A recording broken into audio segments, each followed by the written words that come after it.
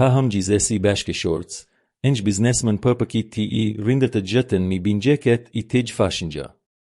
Duke matuami enj grua elegante, e ajbisënes I ka gjëtër enj shans ti I rilëm qëri. Por zibjulimi ai fitarizesi saq ti I vërtet I deteran ti I zgjed, himiriz enj dashuri I lëzor djeqi mbrëgjeqës e si familgjës. Përpara se të fillojmë, bëhuni pjesë e familjes son këtu në kanal, abonohuni tani, lini pëlqimin tuaj, ai na ndihmon jashtëzakonisht shumë në punën tonë, dhe shkruani në komente nga cili qytet po na ndiqni. Më pëlqen shumë të di se deri ku arrin historitë tona. Heshtja e agimit Tiranas thyej vetëm nga zhurma e largët e trafikut në bulevardin dëshmorët e kombit. Arben Meta qëndron të zgjuar duke vëzhguar nga dritarja e apartamentit të tij duplex në zonën e bllokut lëvizjen pothuajse inekzistente të rrugëve të mbushura me pemë të lagjes. Në moshën 38 vjeçare, tëmthat e tij tashmë tregonin fije të thinjura që nuk ekzistonin 6 muaj më parë, kur Valbona ishte ende gjallë. Valbona. Emri I bënte jehon në mendjen e tij si një melodi e ndërprerë në mes të këngës. Ajo ishte larguar vetëm 4 muaj më parë, duke marrë me vete jo vetëm dashurinë e jetës së Arbenit, por edhe duke lënë pas 2 foshnja 8 muajshe që sapo kishin filluar të zvarriteshin nëpër shtëpi. Genti dhe Gjoni, binjakët e tij identik, ishin gjithçka e prekshme që kishte mbetur nga dashuria që ai dhe Valbona kishin ndërtuar gjatë 10 viteve martesë.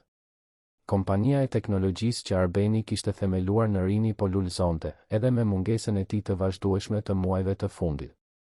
Ortakët e tij e kuptonin momentin delikat që po kalonte, por Arbeni e dinte se nuk mund të qëndronte larg për shumë kohë. Jeta vazhdonte, kontratat duhej të nënshkruheshin, vendimet nuk mund të prisnin pafundësisht. Megjithatë, si ti pajtonte përgjegjësitë e një sipërmarrësi të suksesshëm me kujdesin e plot për 2 foshnja që kishin humbur nënën kaq herët? Përgjigjja për këtë pyetje ecte nëpër shtëpi pikërisht në atë moment. Tefta Dervishi, 58 vjeç, punonte për familjen Meta prej gati 12 vitesh.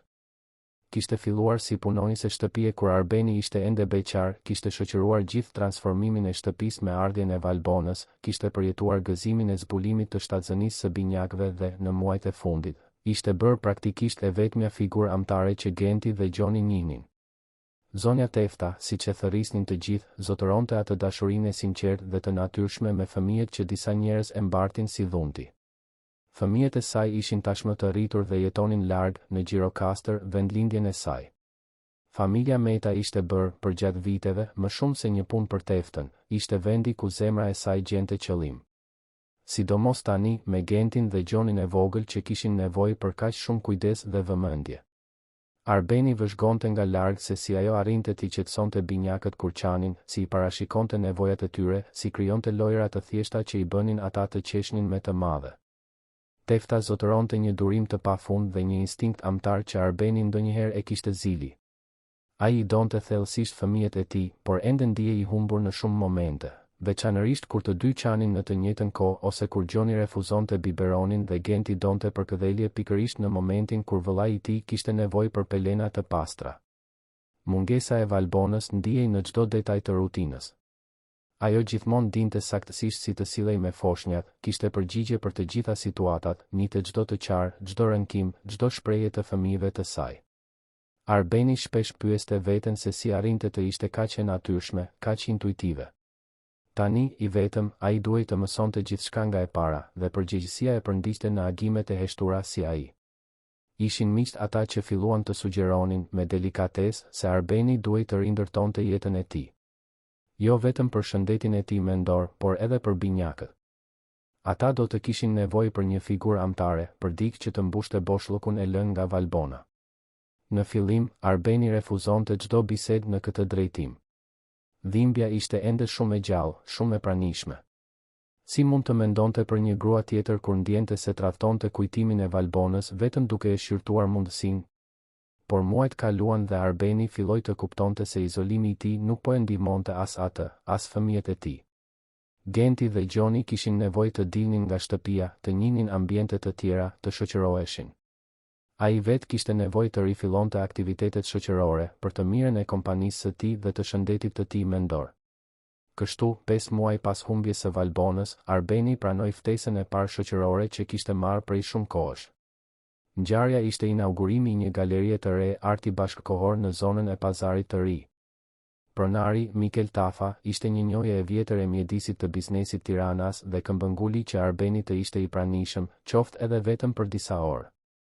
Nata ishte e këndshme për standardet e tetorit në Tiranë dhe Arbeni vendosi se do të ishte mirë të dilte pak nga shtëpia.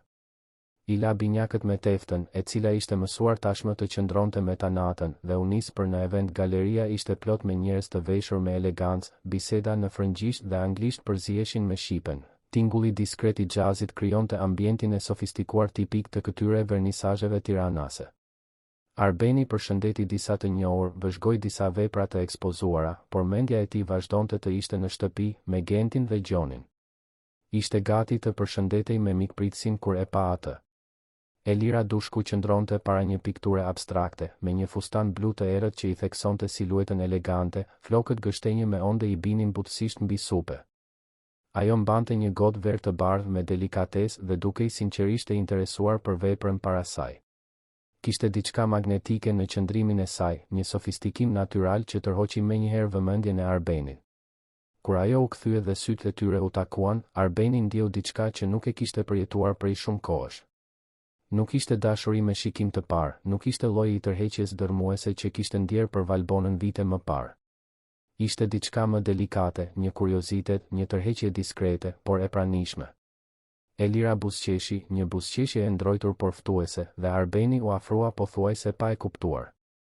Ata biseduan për më shumë se një orë. Elira ishte diplomuar për marrëdhënie ndërkombëtare, punonte si konsulente për kompani shumë kombëshe, udhëtonte shpesh, fliste 3 gjuhë rrjedhshëm. Ishte inteligjente, e mirë informuar, kishte mendime interesante për artin, politikën, letërsinë. Fjalët e saj rrivnin natyrshëm, pa sforcuar tema apo pa u përpjekur të bënte përshtypje. Arbeni e gjeti veten duke qeshur për herë të parë pas disa muajsh, i përfshirë në një bisedë stimuluese që e bëri të harronte përkohësisht shqetësimet e tij. Kur përmendi se ishte i ve dhe baba i binjakëve, Arbeni vëzhgoi me vëmendje reagimin e Elirës. Shumë gra ndiheshin dukshëm në siklet me këtë informacion, të tjera tregonin një dëmshuri të egzageruar që tingëllonte false. Elira, megjithatë, tregoi një empati të sinqertë, bëri pyetje të kujdesshme për fëmijët, tregoi interes real për situatën e tij. Nuk u duke frikësuar apo e intimiduar, përkundrazi, u tregua e kuptueshme dhe e pjekur përballë rrethanave. Kur mbaroi nata, shkëmbyen numrat e telefonit. Arbeni u kthye në shtëpi duke u ndjerë më i lehtë se prej muajsh. Gjeti teftën të fjetur në divanin e sallonit, binjakët flinin thellë në krevatet e tyre. Vëzhgoi Gentin dhe Gjonin për minuta të tëra, duke ndjerë një përzierje dashurie atërore dhe faji. A ishte trafti të mendoje të rindërtoje një jetë pranë tyre me një grua tjetër? A do ta miratonte Valbona për pjekjen e tij për të gjetur sërish lumturinë? Ditët në vijim sollën mesazhe të shkëmbyera mes Arbenit dhe Elirës. Biseda të lehta, por të qëndrueshme, që zbulonin afinitete dhe interesa të përbashkëta. Ajo tregonte kuriozitet të sinqertë për jetën e tij, bënte pyetje për binjakët, për rutinën, për sfidat e rritjes së 2 foshnjave i vetëm. Arbeni ndihej i dëgjuar, i kuptuar, i mirëpritur në një mënyrë që nuk e kishte përjetuar që nga vdekja e Valbonës. Takimi i parë ndodhi 2 javë më vonë në një restorant diskret pranë liçenit artificial. Elira mbërriti në orar, e veshur me elegancë por pa egzagjerime, dhe biseda rodhi natyrshëm si në galerinë e artit. Ajo tregoi për familjen e saj, prindër tregtar të suksesshëm në Shkodër, një motër më të vogël të martuar dhe me fëmijë, një jetë të qëndrueshme por pa tronditje të mëdha. Arbeni foli për Valbonën për herë të parë me dik jashtë rrethit familjar dhe Elira dëgjoi me vëmendje respektuese, pa u përpjekur të konkuronte me kujtimin e të ndjerës apo të minimizonte rëndësinë që ajo ende kishte në jetën e Arbenit. Gjatë javëve që pasuan, takimet u bën më të shpeshta. Elira tregonte interes të sinqert për të njohur më mirë jetën e Arbenit, përfshir aspektet më praktike dhe sfiduese të rritjes së 2 foshnjave. Ajo pyeste për rutinat e gjumit, për ushqimin, për zhvillimin e djemve. Arbeni mbetej i impresionuar me njohuritë që ajo dukej se kishte për kujdesin ndaj fëmijëve, edhe pse nuk kishte fëmijë të saj. Ishte një të shtunë pasdite, gati 2 muaj pas takimit të parë, që Arbeni vendosi t'ia prezantonte Elirën binjakëve. Ankthi e pushtoi ndërsa priste ardhjen e saj në shtëpi. Si do të reagonin Genti dhe Gjoni ndaj një pranie femërore të huaj? Dhe Elira, si do të sillej përballë dy foshnjave aktive dhe kërkuese? Tefta kishte përgatitur një meze të veçantë dhe kishte rregulluar sallonin në mënyrë më mikpritëse, por edhe ajo tregonte një kuriozitet diskret për gruan që mund të bëhej pjesë e jetës së familjes. Kur Elira mbërriti, solli dhurata për binjakët, dy arush pellushi identik, të butë dhe me ngjyra. Qëndrimi i saj ishte i kujdesshëm, respektues, pa u përpjekur të impononte afërsi të menjëhershme me fëmijët. Ajo përshëndeti Teftën me mirësjellje, lavdëroi shtëpinë dhe u ul në dyshemen e sallonit për të qenë në nivelin e foshnjave, të cilët luanin me kuba ndërtimi. Genti ishte i pari që u afrua, kurioz për praninë e re. Elira i ofroi njërin nga arushët dhe, kur ai mori lodrën, ajo buzëqeshi në mënyrë të sinqertë, duke bërë mimika qesharake që i shkaktuan të qeshura djalit. Gjoni, më i ndrojtur, vëzhgoi nga larg për disa minuta përpara se të guxonte të afrohej edhe ai. Brenda pak kohe, të dy po luanin rreth Elirës, e cila dukej e natyrshme dhe rehat me situatën. Arbeni vëzhgonte gjithçka nga larg, duke ndjerë zemrën më të lehtë. Elira nuk i sforconte situatat, nuk përpiqej të ishte nëna e menjëhershme e djemve, por as nuk tregoi e largët apo në siklet. Ajo ndërvepronte me ta në ritmin e fëmijëve, duke respektuar momentet kur donin përkëdhelje dhe momentet kur preferonin të luanin vetëm. Tefta, e cila vëzhgonte diskretisht nga kuzhina, i bëri shenjë miratimi Arbenit. Shikimi i saj thoshte gjithçka që ai kishte nevojë të dinte, gruaja duke e sinqertë, e natyrshme me fëmijët, pa egzagjerime apo falsitete. Për Teftën, e cila e njihte Arbenin prej kaq shumë vitesh dhe i donte binjakët si çdo gjyshja nipërit, ky miratim i heshtur do të thoshte shumë. Pasditja kaloi në mënyrë harmonike. Elira ndihmoi në kohën e ushqimit, bisedoi me Teftën për preferencat ushqimore të foshnjave, pyeti për oraret e gjumit dhe lojrat e preferuara. Kur Gjoni qau sepse i kishte ardhur gjumë, ajo nuk hezitoi ta merrte në krah dhe ta lëkunte butësisht, duke i kënduar me zë të ulët derisa ai u qetësua. Genti, duke mos dashur të mbetej pas, kërkoi edhe ai përkëdhelje dhe ajo arriti t'i akomodonte të dy në të njëjtën kohë, me një natyrshmëri që e impresionoi Arbenin. Kur vizita mbaroi dhe Elira u largua, Arbeni u ndje plot shpresë për herë të parë pas disa muajsh. Ndoshta ishte e mundur, po, të rindërtohej një familje. Ndoshta Genti dhe Gjoni mund të kishin një figurë amtare të pranishme në jetën e tyre. Ndoshta ai vetë mund të gjente sërish shoqëri dhe dashuri, pa dashur të thotë kjo të harronte Valbonën apo të tradhtonte kujtimin e saj.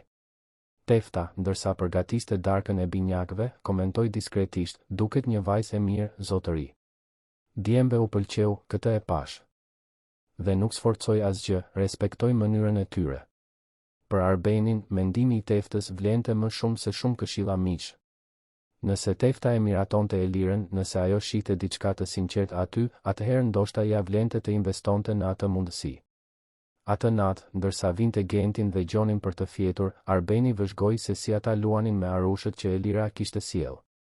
Të vegjëlit dukej se kishin ruajtur një kujtim të dashur nga pasditja, duke i manipuluar lodrat me interes dhe duke buzëqeshur kur ai përmendte emrin e vizitores. Ishte një shenjë, mendoi Arbeni. Një shenjë se ndoshta ishte koha t'i jepte një shans real jetës për të vazhduar përpara. Në muajt që pasuan, takimet mes Arbenit dhe Elirës u bën edhe më të shpeshta. Ajo filloi të vizitonte shtëpinë rregullisht, gjithmonë duke sjellë diçka të veçantë për binjakët, gjithmonë duke treguar interes të sinqertë për zhvillimin e tyre. Arbeni e çoi për të takuar prindërit e tij, të cilët jetonin në një vilë në Dajt, dhe Elira u soll me natyrshmërinë dhe dashurinë që duhet të tregojë një nuse. Ajo gjithashtu ja prezantoi Arbenin familjes së saj, dhe ai u prit me dashuri dhe mirëkuptim për situatën e tij sive. Propozimi për martesë ndodhi në një natë dhjetori, 6 muaj pas takimit të parë. Arbeni kishte planifikuar gjithçka me kujdes, një darkë në shtëpi e përgatitur nga Tefta, me binjakët tashmë në gjumë, një ambient intim dhe familjar. Ai donte që propozimi të ndodhte aty, në vendin ku do të ndërtonin jetën së bashku, i rrethuar nga prania më e rëndësishme e realitetit të tij të ri. Elira tha po me lot në sy, një po që dukej se vinte nga zemra, e sinqertë dhe e emocionuar. U përqafuan gjatë dhe Arbeni ndjeu se Valbona, kudo që të ishte, do ta miratonte vendimin e tij. Ai nuk po zëvendësonte dashurinë që kishte ndjer për gruan e parë, thjesht po lejonte zemrën e tij të hapej për një formë të re dashurie, një konfigurim të ri familjeje. Tefta, e cila kishte parë propozimin diskretisht nga kuzhina, buzëqeshi me kënaqësi. Binjakët do të kishin një nënë të pranishme, Arbeni do të kishte një shoqe, dhe shtëpia do të rifitonte energjinë e një familjeje të plotë. E ardhmja duke i premtuese, plot mundësi dhe dashuri. Atë natë, pasi Elira shkoi në shtëpi me unazën e fejesës në gisht, Arbeni qëndroi një kohë në dhomën e binjakëve, duke i vëzhguar teksa flinin. Genti gërhiste lehtë, Gjoni mbante grushtin e mbyllur pranë fytyrës. Ata po rriteshin shpejt, së shpejti do të flisnin, do të ecnin, do të bënin pyetje për nënën biologjike. Arbeni donte që, kur të vinte ai moment, ata të mund të shihnin Elirën dhe të ndjenin dashurinë amtare që çdo fëmijë meriton. Dasma u caktua për mesin e vitit të ardhshëm, kohë e mjaftueshme që Elira të transferohej ngadalë në shtëpi, që binjakët të mësoheshin gradualisht me rutinën e re, që të gjithë të përshtateshin me ndryshimet që do të vinin. Arbeni ndjente se po merrte vendimin e duhur, vendimin që Valbona do ta miratonte, vendimin që do t'u jepte fëmijëve të tij familjen e strukturuar që ata meritonin. Megjithatë, siç ndonjëherë zbulon jeta, jo gjithmonë pamja e jashtme përputhet me realitetin, dhe jo gjithmonë ajo që duket e sinqert është vërtet e tillë. Por këtë Arbeni do ta zbulonte vetëm kur të ishte tepër vonë për të shmangur disa pasoja të dhimbshme. Muaji janar solli me vete vapën intensive tipike të verës tiranase dhe gjithashtu transformimet që një fejes natyrshëm sjell. Elira kishte filluar të kalonte më shumë kohë në shtëpinë e Arbenit, duke lënë disa rroba në garderobë, duke sjell produktet e saj të bukurisë në banjën e suitës, duke zënë gradualisht hapësirat siç duhet të bëjë një grua e ardhshme. Arbeni i vëzhgonte këto ndryshime me kënaqësi, duke ndjerë se shtëpia më në fund po rifitonte praninë femërore që i kishte munguar aq shumë muajt e fundit. Përgatitjet e dasmës zinin një pjesë të madhe të bisedave mes tyre. Elira tregonte shije të mirë në zgjedhjen e furnitorëve, kishte ide elegante për dekorimin, tregoi e organizuar me lista dhe tabela që detajonin çdo aspekt të ceremonisë dhe festës. Arbeni mbetej i impresionuar me aftësinë e saj për të koordinuar kaq shumë detaje në të njëjtën kohë, nga përzgjedhja e menus deri te zgjedhja e luleve që do të zbukuronin kishën. Tefta i ndiqte të gjitha këto ndryshime me shikimin e saj të vëmendshëm dhe diskret. Asaj i kishte pëlqyer përshtypja e parë që Elira kishte lënë, kishte miratuar natyrshmërinë me të cilën ajo kishte ndërvepruar me binjakët, por tani, duke bashkëjetuar me të përdit, filloi të vinte re detaje të vogla që e shqetësonin në mënyrë delikate. Asgjë shumë e dukshme, asgjë që mund të cilësohej si problematike, vetëm nuanca që përvoja e saj e jetës dhe instinkti i saj amtar i kapnin. Genti dhe Gjoni, tani gati 1 vjeç, ishin në një fazë të mrekullueshme të zhvillimit. Tashmë arrinin të qëndronin në këmbë të mbështetur të mobiljet, belbëzonin përpjekje për fjalë, tregonin personalitete të dallueshme pavarësisht pamjes fizike identike. Genti ishte më ekstrovert, buzëqeshte lehtë, kërkonte kontakt vizual me çdo të rritur afër. Gjoni tregoi më vëzhgues, analizonte situatat përpara se të reagonte, por kur ndihej i sigurt, ishte edhe më i dashur se vëllai. Ishte pikërisht duke vëzhguar reagimet e binjakëve që Tefta filloi të vinte re mos përputhjet e para në sjelljen e Elirës. Kur Arbeni ishte i pranishëm, ajo tregoi e vëmendshme me fëmijët, i merrte në krah kur qanin, bënte mimika për t'i bërë të qeshnin, ofroi të ndihmonte me ushimin. Megjithatë, në momentet kur Arbeni duhej të dilte për takime të shpejta ose t'u përgjigjej telefonatave të rëndësishme në zyrë, qëndrimi i Elirës ndryshonte në mënyrë delikate. Nuk ishte asgjë dramatike, asgjë që mund të klasifikohej si keqtrajtim. Ajo thjesht bëhej më e largët, më pak reaguese. Kur njëri nga binjakët qante, Elira shikonte në drejtim të Teftës me një shprehje që thoshte qartë, kjo është puna jote, jo e imja. Nëse njëri prej tyre përpiqej t'i afrohej për të luajtur, ajo nuk i refuzonte hapur, por as nuk tregonte të njëjtin entuziazëm që tregonte në prani të fejuarit. Tefta vuri re gjithashtu se Elira shmangte t'i thërriste djemt me emra. Sa herë që u referoi atyre, përdorte terma të përgjithshëm si fëmijët, të vegjëlit, bebet. Në fillim, Tefta mendoi se ishte vetëm çështje kohe, se ndoshta Elira ende nuk i kishte mësuar plotësisht emrat ose nuk ndihej reja të përdorte nofka të dashura. Por javët kaluan dhe kjo distancë nominale vazhdonte. Një detaj tjetër që e shqetësonte Teftën ishte mënyra se si Elira merrej me nevojat themelore të binjakëve. Kur Arbeni ishte afër, ajo ofroi të ndërronte pelenat, të përgatiste biberonët, t'u bënte banjë. Megjithatë, kur ishte vetëm me Teftën dhe fëmijët, gjithmonë gjente një justifikim për të mos marrë pjesë drejt për drejt në këto kujdese. Thoshte se I kishte thonjt e bërë dhe nuk mund t'i lagte, ose se kishte një veshje delikate që mund të bëhej pis, ose thjesht se tefta ishte shumë më me përvojë dhe dinte ta bënte më mirë. Arbeni, I zhytur në kërkesat e kompanisë dhe përgatitjet e dasmës, nuk I vuri re këto nuanca fillimisht. Ai e shihte Eliren duke ndërvepruar me dashuri me fëmijët e tij kur kthehej në shtëpi, e dëgjonte të fliste për ta me butësi, dëshmonte momente të sinqerta kujdesi dhe vëmendjeje. Për të, gjithçka po ecte në mënyrë perfekte, saktësisht siç kishte ëndërruar kur vendosi të martohej sërish. Ishte gjatë një pasditeje shkurti, kur Arbeni duhej të dilte urgjentisht për të zgjidhur një problem në kompani, që tefta dëshmoi një episod që e shqetësoi thellësisht. Binjakët po luanin në tapetin e sallonit, Elira po merrej me tabletin e saj duke organizuar detajet e dasmës, dhe tefta po përgatiste ushqimin e fëmijëve në kuzhinë. Gjoni, duke u përpjekur të ngrihej I mbështetur te divani, humbi ekuilibrin dhe ra, duke goditur ballin në dy sheme dhe duke filluar të qante intensivisht. Tefta vrapoi nga kuzhina kur dëgjoi të qarën, por para se të arrinte në sallon, vëzhgoi reagimin e Elirës.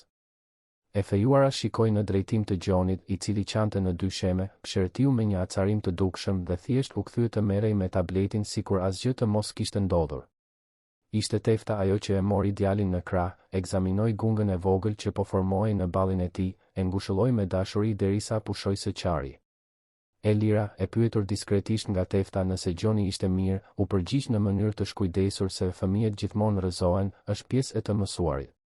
Nuk tregoi shqetësim, nuk u ngrit për të verifikuar nëse kishte ndonjë plag, nuk ofroi ndihmë apo ngushëllim. Ftohtësia e saj në atë moment kontrastonte në mënyrë dramatike me vëmendjen e dashur që tregonte kur Arbeni ishte I pranishëm. Tefta filloi të bëhej më e vëmendshme, duke vëzhguar diskretisht momente të tjera ndërveprimi mes Elirës dhe binjakëve. Vuri re se kur Genti përpiqej të ngjitej në prerin e saj, ajo e largonte butësisht por me vendosmëri, duke thënë se ishte e zënë ose e lodhur. Kur Gjoni përpiqej t'i tërhiqte vëmendjen duke belbëzuar, ajo shikonte shkurtimisht por nuk e mbante ndërveprimin, shpejt kthehej te aktivitetet e tjera.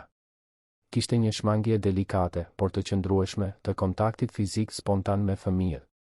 Ajo që e intrigonte më shumë teftën ishte transformimi I plot që ndodhte kur arrinte Arbeni. Elira menjëherë bëhej një person tjetër, I merrte binjakët në krah, bënte pyetje se si ishin sjell gjatë ditës, tregonte interes të sinqert për aktivitetet e tyre. Ndryshimi ishte aq radikal dhe aq I shpejt sa tefta filloi të pyeste veten nëse ishte paranojake, nëse po shihte probleme aty ku nuk ekzistonin. Gjatë vakteve familjare, tefta vëzhgonte se si sillej Elira.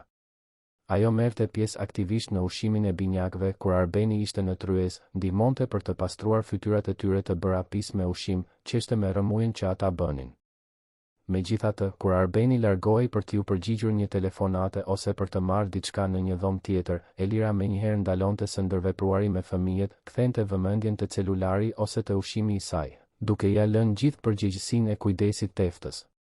Përvoja e teftës me fëmijët gjatë kaq shumë viteve të punës shtëpiake I kishte mësuar se të vegjëlit zotërojnë një perceptim shumë të mbret për të zbuluar ndjenjat e sinqerta. Ata e din instinktivisht se kush I do vërtet dhe kush vetëm shtiret se I do kështu ajo filloi të vinte re se Genti dhe Gjoni, edhe pse nuk e refuzonin Eliren, gjithashtu nuk e kërkonin atë spontanisht siç bënin me njerëzit e tjerë të dashur. Kur Arbeni arrinte në shtëpi, binjakët vraponin zvarr në drejtim të tij, buzëqeshnin gjerësisht, shtrinin krahët për t'u marrë në prerë. Me teftën, tregonin një dashuri familjare dhe të sigurt, e kërkonin atë kur ishin të uritur, të përgjumur ose kishin nevojë për ngushëllim. Me Eliren, megjithatë, mbanin një qëndrim më të kujdesshëm. Nuk qanin në praninë e saj, por as nuk tregonin të njëjtën spontanitet dhe gëzim. Tefta u përpoq të bisedonte diskretisht me Arbenin për këto vëzhgime, por hasi vështirësi për të shprehur shqetësimet e saj në mënyrë konkrete. Si të shpjegonte se Elira ishte ndryshe kur ai nuk ishte I pranishëm. Si të përshkruante një ftohtësi delikate që mund të interpretohej thjesht si ndrojtje ose pasiguri natyrale e dikujt që ende po përshtatet me rolin e njerëkës. Tefta kishte frikë të dukej ndërhyrëse apo xheloze, kishte frikë se Arbeni do të mendonte se ajo nuk donte ta ndante kujdesin e binjakëve me dikë tjetër. Javët kaluan dhe përgatitjet e dasmës u intensifikuan. Elira tregoi gjithnjë e më e përfshirë me detajet e ceremonisë, kalonte orë të tëra në telefon me furnitorët, shkonte vazhdimisht në prova fustanesh, takime me dekorues, degustime ëmbëlsirash. Arbeni e admironte për përkushtimin dhe perfeksionizmin, ndihej I lumtur që kishte një të fejuar kaq të angazhuar për ta bërë ditën e dasmës diçka të veçantë dhe të paharrueshme. Ishte gjatë një prej këtyre daljeve të Elirës për të zgjidhur çështjet e dasmës që Tefta dëshmoi një tjetër episod zbulues. Genti ishte zgjuar nga një sy gjumë dhe po qante në krevat, duke thirrur mami në mënyrën siç bëjnë fëmijët e vegjël kur duan vëmendje. Tefta ishte e zënë duke palosur rroba në dhomën ngjitur dhe u vonua disa minuta për të arritur tek ai. Kur hyri në dhomën e binjakëve, gjeti Elirën të ndalur pranë krevatit të Gentit, duke e vëzhguar teksa qante me një shprehje bezdje të dukshme në fytyrë. Ajo nuk e kishte marrë djalin në krah, nuk ishte përpjekur ta ngushëllonte, thjesht ishte aty, duke pritur që Tefta të arrinte për të zgjidhur situatën. Më shqetësuesja për Teftën ishte shprehja që pa në fytyrën e Elirës në atë moment. Nuk ishte dëmshuri, nuk ishte shqetësim amtar, ishte acarim I pastër dhe I thjeshtë. Ai ka qarë për një kohë të gjatë, tha Elira kur u shfaq Tefta, sikur po ankohej për një bezdi. Mendoj se është I uritur ose diçka e tillë. Mënyra se si foli, toni I zërit që përdori, qëndrimi trupor që mbante, gjithçka tregonte se ajo e shite të qarën e Gentit si një problem që duhej zgjidhur nga dikush tjetër, jo si një thirrje që zgjonte instinktet e saj të kujdesit.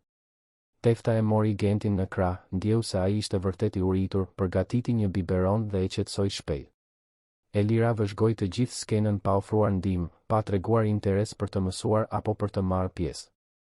Kur Genti pushoi së qari dhe filloi të buzëqeshte sërish, Elira thjesht tha se duhej të dilte për të zgjedhur unazat dhe u largua nga dhoma. Atë natë, Tefta qëndroi zgjuar për një kohë të gjatë, duke reflektuar mbi gjithçka që kishte vëzhguar javët e fundit. Instinktet I thoshin se kishte diçka që nuk shkonte, diçka që nuk mund ta përcaktonte qartë, por që e shqetësonte thellësisht. Ajo e donte Arbenin si të ishte djali I saj, kishte ndjekur dhimbjen e tij me humbjen e Valbonës, I uronte sinqerisht lumturinë. I donte Gentin dhe Gjonin si të ishin nipërit e saj, ndihej përgjegjëse për t'i mbrojtur dhe për të garantuar mirëqenien e tyre. Në të njëjtën kohë, Tefta e pranonte se ndoshta po tregoi e padrejt me Elirën. Jo të gjitha gratë kanë instinkt amtar të zhvilluar, disa kanë nevojë për më shumë kohë për të krijuar lidhje afektive me fëmijët që nuk janë biologjikisht të tyre. Ndoshta ftohtësia që perceptonte ishte vetëm pasiguri, frikë për të afruar shumë me binjakët para se martesa të zyrtarizonte pozicionin e saj në familje. Ndoshta Elira thjesht po tregoi e kujdesshme, respektuese ndaj hapësirës që Tefta zinte në rritjen e fëmijëve. Megjithatë, përvoja e Teftës I thoshte se fëmijët e vegjël kanë nevojë të ndjejnë dashuri të sinqertë nga njerëzit me të cilët bashkëjetojnë përditë. Genti dhe Gjoni ishin në një fazë vendimtare të zhvillimit emocional, kishin nevojë për figura referimi që t'i bënin të ndiheshin të sigurt, të dashur, të mbrojtur. Nëse Elira do të ishte vërtet nëna e tyre pas martesës, ajo duhej të zhvillonte një lidhje emocionale të vërtetë, jo vetëm të luante rolin kur Arbeni ishte I pranishëm. Gjatë muajit mars, vëzhgimet e Teftës u intensifikuan.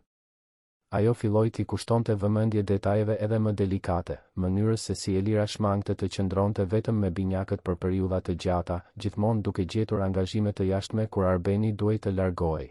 Mënyrës se si ajo ndryshonte temë kur Arbeni pyeste për momente specifike që kishte kaluar me fëmijët, mungesës së iniciativës për të krijuar lojra ose aktivitete që përfshinin foshnjat.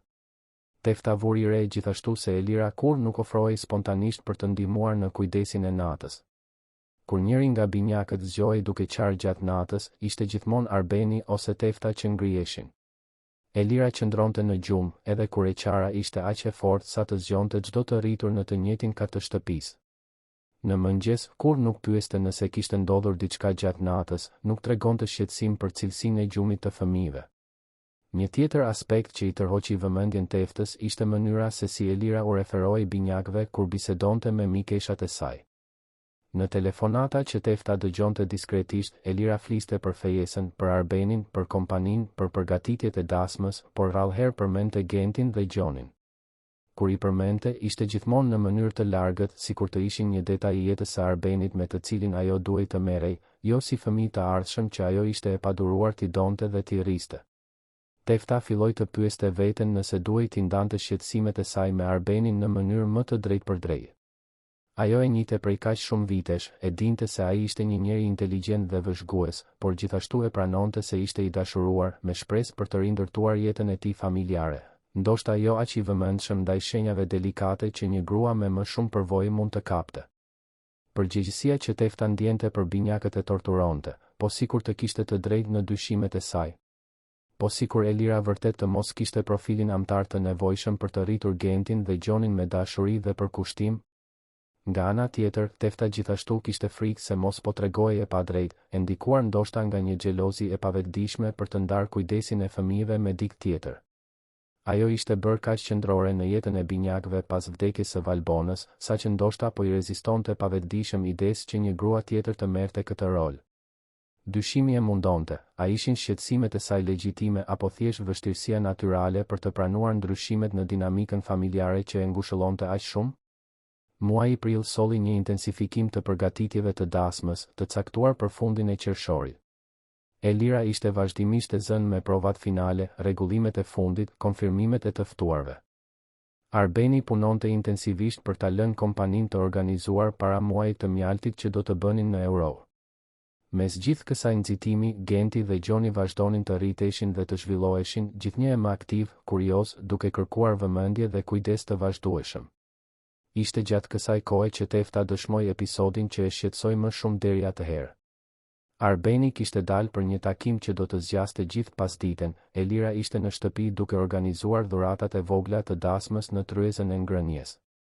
Genti dhe Gjoni luanin në tapetin pranë saj, me lodrat e tyre të shpërndara përreth.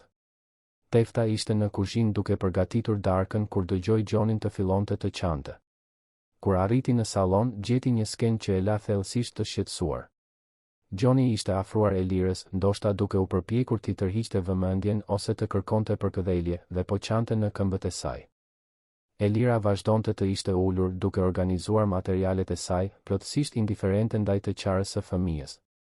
Më shumë se kaq, shpreha e saj e fytyrës tregonte qartë acarim dhe padurim, sikur e qara e Gjonit të ishte një ndërhyrje e patolerueshme në aktivitetet e saj.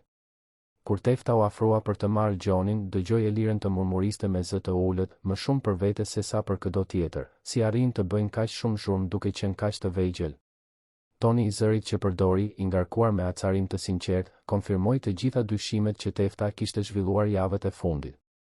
Atë natë, pasi Elira doli për festën e beqarisë së një shoqeje, Tefta vendosi se duhej të gjente një mënyrë delikate për t'i trajtuar shqetësimet e saj me Arbenin. Nuk mund të qëndronte më në heshtje, duke u shtirur se nuk i vinte re shenjat që po grumbulloheshin. Genti dhe Gjoni meritonin të kishin një familje të ndërtuar mbi baza të forta dashurie të vërtet, jo mbi pamje të jashtme që mund të shembeshin pas dasmës. Mundësia u shfaq disa ditë më vonë, kur Arbeni komentoi se sa i lumtur ishte që Elira ishte përshtatur kaq mirë me realitetin e të qenit njëka e binjakëve të vegjël. Tefta mori frym thellë dhe, duke zgjedhur me kujdes fjalët, tha: "Zotëri, a mund të flas me ju për diçka që më shqetëson?" Toni i zërit të saj ishte mjaft serioz që Arbeni të kuptonte se nuk bëhej fjalë për një çështje të parëndësishme. Arbenit ju shtrëngua stomaku kur dëgjoi tonin serioz në zërin e Teftës. Në të gjitha vitet e bashkëjetesës, ajo rrallëherë e kërkonte për biseda private, duke u kufizuar zakonisht në çështje praktike të shtëpisë ose çështje që lidheshin me kujdesin e binjakëve. Kur e bënte, gjithmonë kishte diçka të rëndësishme pas fjalëve të saj. Ai mbylli laptopin që po përdorte për të rishikuar kontratat dhe i kushtoi Teftës gjithë vëmendjen e tij. "Sigurisht, Tefta. Çfarë të shqetëson?" Arbeni tërhoqi një karrige që ajo të ulej në tryezën e kuzhinës, ku ndodheshin në atë moment. Tefta hezitoi për disa sekonda, duke zgjedhur qartësisht me kujdes fjalët që do të përdorte.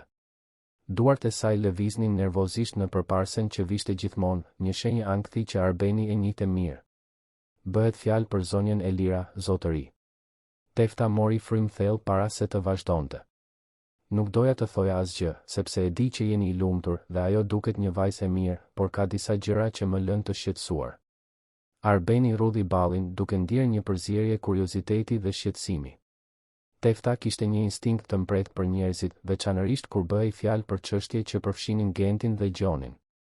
"Çfarë lloj gjërash, Tefta? Mund të flasësh hapur?"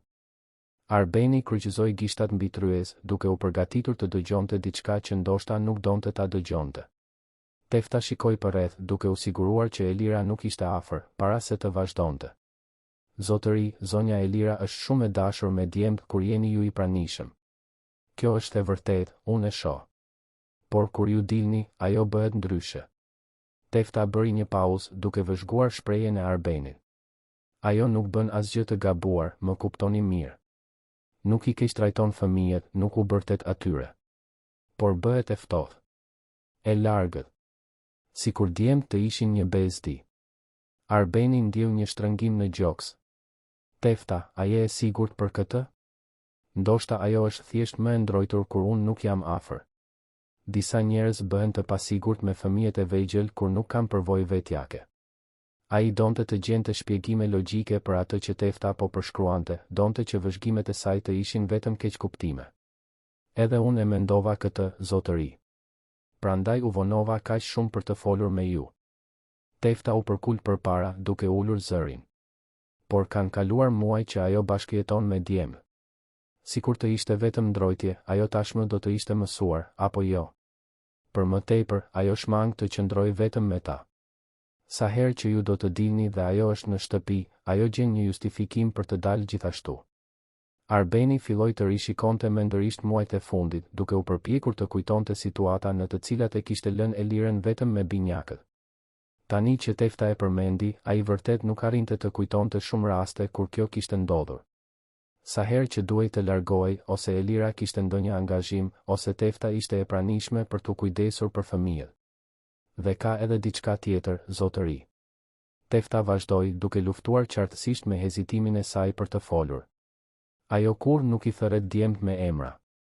Gjithmonë thotë fëmijët ose të vegjlit. Dhe kur ata qajnë, ajo nuk lëviz për t'i ngushëlluar nëse ju nuk jeni duke parë. Dje Gjoni ra dhe qau shumë, dhe ajo as nuk I ngriti syt nga tableti. Zbulimi e goditi Arbenin si një grusht në stomak. Emrat ishin të rëndësishëm, ishin shenja afeksioni, njohje individuale. Valbona gjithmonë thoshte se t'i thërrisje fëmijët me emra ishte thelbësore që ata të ndiheshin të dashur dhe të njohur.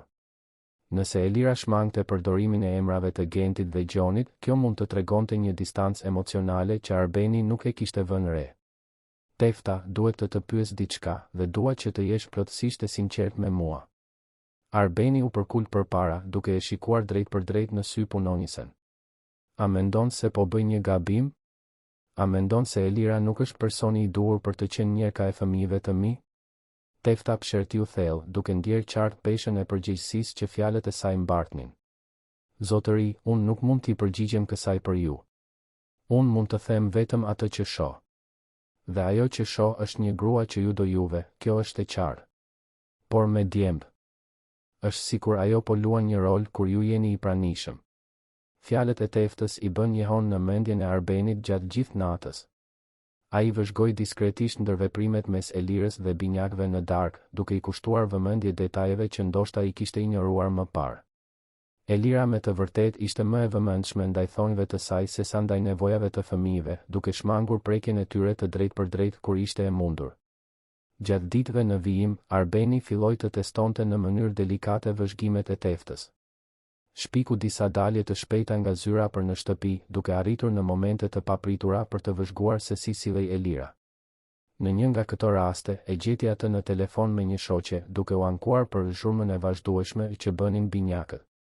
Kur ajo e pa të arrinte, shpejt ndryshoi tonin e bisedës dhe shkoi me dashuri të përshëndeste Gentin dhe Gjonin. Shkëndija e parë e vërtet e dyshimit u ndes kur Arbeni dëshmoi një moment që Tefta e kishte përshkruar.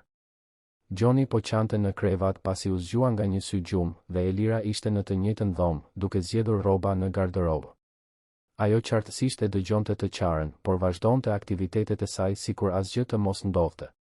Ishte Arbeni ai që e mori Gjonin në krah dhe vetëm atëherë Elira u afrua, duke u ofruar për të ndihmuar me një buzëqeshje që dukej paksa e sforcuar.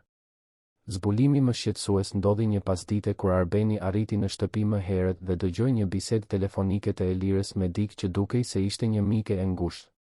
Ajo ishte në balkon, me sa duket duke besuar se ai nuk kishte ardhur ende.